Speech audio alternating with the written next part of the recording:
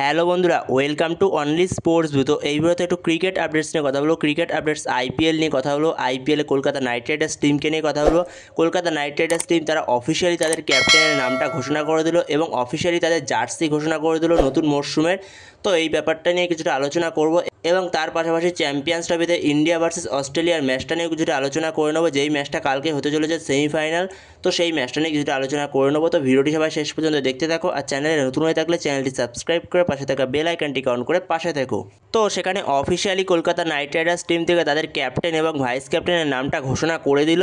তো সেই জায়গায় কলকাতা নাইট রাইডার্সের ক্যাপ্টেন হলো আজিঙ্কে রাহানে আর ভাইস ক্যাপ্টেন হলো ভেঙ্কটেশ আয়ার। তো সেটা পুরো চেঞ্জ হয়ে গেল। তো সেই জায়গায় সবারই প্রায় ধারণা ছিল ভেঙ্কটেশ আয়ারই হয়তো হতে চলেছে কলকাতার ক্যাপ্টেন, কিন্তু সেখানে পুরোটা চেঞ্জ হয়ে গেল। চেঞ্জ হয়ে আজিঙ্কে রাহানেকে ক্যাপ্টেন করা হলো এবং অনেক জায়গা থেকে বলা হয়েছিল আজিঙ্কে রাহানেও ক্যাপ্টেন হতে পারে, কিন্তু আজিঙ্কে রাহানে কিছুদিন আগে যেরকমটা জানিয়েছিল, তো তার সঙ্গে কলকাতা ম্যানেজমেন্টের কোনো রকম ক্যাপ্টেন্সি নিয়ে কথা হয়নি।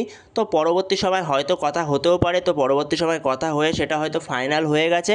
তো সেই জায়গায় কলকাতা নাইট রাইডার্স অকশনে ভেঙ্কটেশ আয়ারকে যতগুলো টাকা দিয়ে কিনেছিল, তো সেখানে মনে হচ্ছিল ভেঙ্কটেশ আয়ারই হয়তো কলকাতা নাইট রাইডার্সের ক্যাপ্টেন হতে চলেছে। তো এতগুলো টাকা দিয়ে যেহেতু কিনেছে, তো সেই জায়গায় পরের দিকে আজিঙ্কে রাহানেকে কিনেছে। তো সেই জায়গায় একদম কম দামে পেয়ে গেছিল আজিঙ্কে রাহানেকে কলকাতা নাইট রাইডার্স। তো সেই জায়গায় শেষ পর্যন্ত আজিঙ্কে রাহানেকেই কলকাতা নাইট রাইডার্স ক্যাপ্টেন করলো এবং ভাইস ক্যাপ্টেন করলো ভেঙ্কটেশ আয়ারকে। এবং তার সঙ্গে সঙ্গে আজিঙ্কে রাহানে এই মুহূর্তে বর্তমান সময় যথেষ্ট ভালো ফর্মে রয়েছে, দুরন্ত ব্যাটিং করছে আজিঙ্কে রাহানে।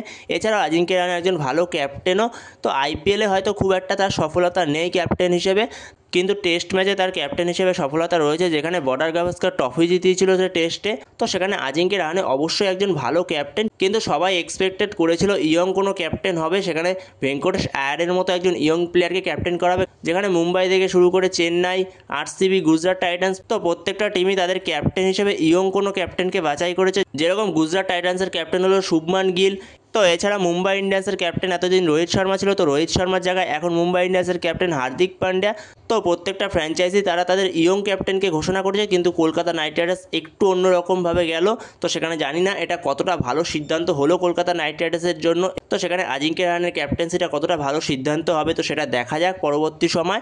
তো সেখানে তোমাদের কাছে কি মনে হয় আজিঙ্কে রাহানের ক্যাপ্টেন্সিটা কতটা ভালো সিদ্ধান্ত হতে পারে, তো এই ব্যাপারে অবশ্যই কমেন্ট করে জানিও। তো যেখানে ভেঙ্কটেশ আয়ার কেকেআরের ক্যাপ্টেন হতে চলেছে আর ভাইস ক্যাপ্টেন হতে চলেছে রিঙ্কু সিং, তো এরকমই একটা এক্সপেক্টেড ছিল, কিন্তু পুরোটাই পাল্টে গেল। তো সেই জায়গায় দেখা যাক কলকাতা নাইট রাইডার্সের কীরকম ক্যাপ্টেন্সি করে আজিঙ্কে রাহানে। তো সেই জায়গায় কলকাতা নাইট রাইডার্সকে সে ট্রফি জেতাতে পারে কিনা, তো সেটা দেখতে হবে।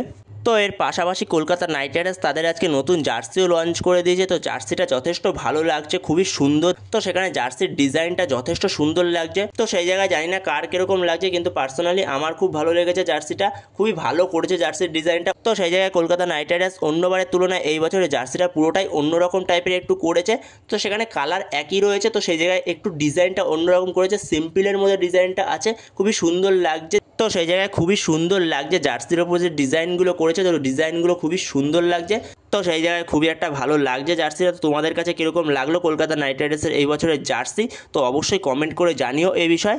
এবং এর পাশাপাশি যদি ইন্ডিয়ান টিমের ম্যাচ নিয়ে কিছুটা কথা বলা যায়, যেই ম্যাচটা কালকে রয়েছে semifinal India versus Australia city champions trophy, তো সেই ম্যাচটা নিয়ে যদি কিছুটা কথা বলা যায়, তো এই ম্যাচটা হতে চলেছে আমাদের কাছে একটা বদলার ম্যাচ।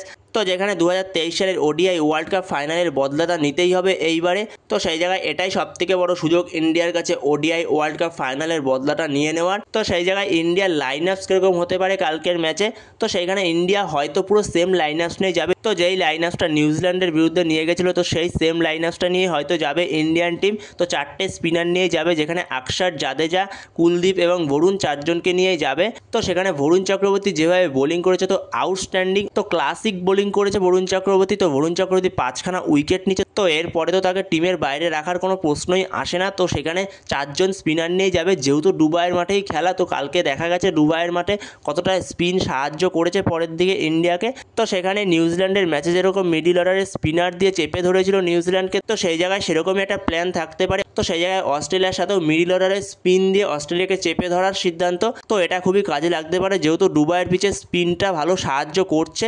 তো সেই জায়গায় স্পিনটাকে কাজে লাগাতে পারে ইন্ডিয়ান টিম অস্ট্রেলিয়ার বিরুদ্ধে। তো আমার মতে মনে হয় পুরো সেম লাইনার্স নিয়ে যেতে পারে কালকে ইন্ডিয়ান টিম। তো বন্ধুরা তোমাদের মতে কি মনে হয়, ইন্ডিয়ান টিম কি পুরো সেম লাইনার্স নিয়ে যাবে নাকি কোনো চেঞ্জ করবে? তো সেই জায়গায় কি হার্ষিত রানা বা আর্শদীপ সিং এরা কি টিমে আসতে পারে কালকের ম্যাচে? তো তোমাদের কি মনে হয় এ বিষয়ে অবশ্যই কমেন্ট করে জানিও এ বিষয়ে। তো সেই জায়গায় কালকের ম্যাচটা জিতে এক প্রকার ফাইনালে তো যেতেই হবে, তার সাথে সাথে রিভেঞ্জ ম্যাচ হতে চলেছে একটা অস্ট্রেলিয়ার সঙ্গে।